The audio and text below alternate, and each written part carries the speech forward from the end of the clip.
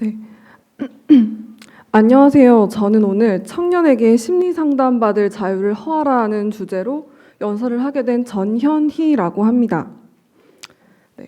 설리와 구하라, 그리고 제가 가르치는 학생 주영이, 이 세 세계는 공통점이 있습니다. 설리와 구하라는 여러분도 아시겠죠? 얼마 전 악성 댓글과 각종 루머로 자살을 한 연예인입니다. 그렇다면 제 학생 주영이와는 어떤 관련이 있는 걸까요? 이 친구는 매일 자해를 하는 학생입니다. 손목을 긋는데요. 왜 자해를 하냐고 물었습니다. 손목을 긋는 그 시간만큼은 정신적인 괴로움을 피할 수 있기 때문이라고 답했습니다. 주인은 부모님이 이혼하신 뒤로 자해를 시작했습니다. 이 세 세계 정신 상담이, 장기적인 심리 상담이 제공됐다면 어땠을까요? 설리 구하라의 자살에는 물론 다양한 원인이 있습니다. 뿌리 깊은 여성 혐오, 악성 댓글 문화 등등입니다. 모두 동의하는 이유입니다. 그렇지만 이 모두는 근본적인 이유입니다. 근본적인 이유이기 때문에 빠른 해결이 어려운 것도 사실입니다. 만약 그 근본적인 해결 방법을 찾는 사이에 심리치료가 제공됐더라면 이들의 결과는 달라지지 않았을까 생각해 봤습니다. 이들의 죽음 이후에 소속사 차원에서 멘탈 케어를 했으면 어땠을까 하는 제안이 있기도 했기 때문입니다. 그래서 저는 오늘 정신건강 관리를 제도화하자고 이야기하고 싶어 이 자리에 섰습니다. 한국 사회에서 정신과 상담 혹은 심리 상담이 일상화되어 있지 않은 이유는 무엇일까요?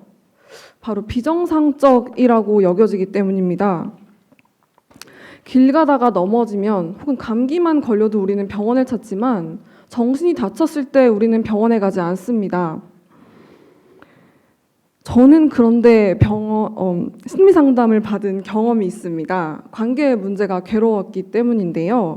저는 나중에서야 이 사실을 부모님께 말씀드렸는데 부모님께서는 되게 나의 문제도 남한테 의존할 수밖에 없는 의지박약인 것으로 내몰았습니다. 바로 이러한 인식들이 모여서 국가가 정신건강을 도외시하게 됐습니다.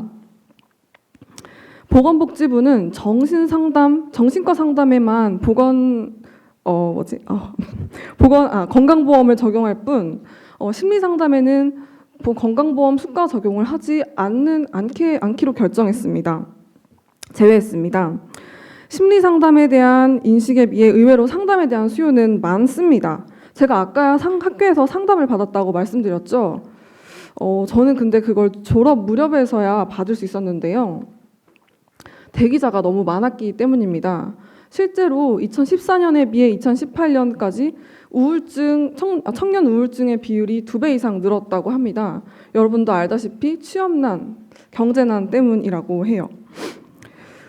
그런데 취업하지 못한 학생들은 오히려 경제적 이유 때문에 상담을 받기가 어려운 것이 현실입니다. 학교 상담센터에 항상 대기자가 꽉 차 있었던 건 비용이 무료였기 때문입니다. 여러분 최근에 82년생 김지영 혹시 보셨나요? 네, 그 영화를 보면 김지영은 그 공유의 제안으로 우울증 상담을 받으러 갑니다. 그런데 비용이 30만 원이라는 이야기를 듣자마자 집으로 발길을 돌립니다. 네, 비용이 보통 회기당 7만 원에서 10만 원을 호가하는데요. 물론 상담 선생님의 노동의 값어치는 이 이상이라고 저는 생각합니다. 그렇지만 보통의 직장인, 학생, 주부들에게 30만 원은 적은 비용이 아니기에 실제로 상담을 받기 힘든 것이 현실입니다.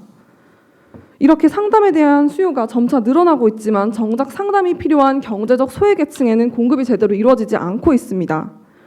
돈이 많지 않아도 저는 필요하면 상담을 받고 싶습니다. 그래서 정신상담뿐 아니라 심리상담에도 의료보험이 전면 도입을 제안합니다.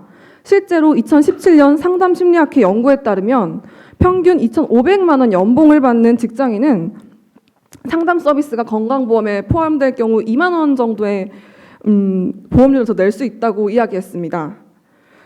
우리나라 국민들도 즉 상담 서비스에 대한 건강보험 지원을 원하고 있는 것입니다. 정책의 개선, 홍보가 있다면 상담에 대한 사람들의 인식도 점차 바뀔 수 있을 것이라 생각합니다. 김지영도 설리도 구하라도 제 학생 주영이도 모두 건강한 사회가 됐으면 좋겠습니다. 감사합니다.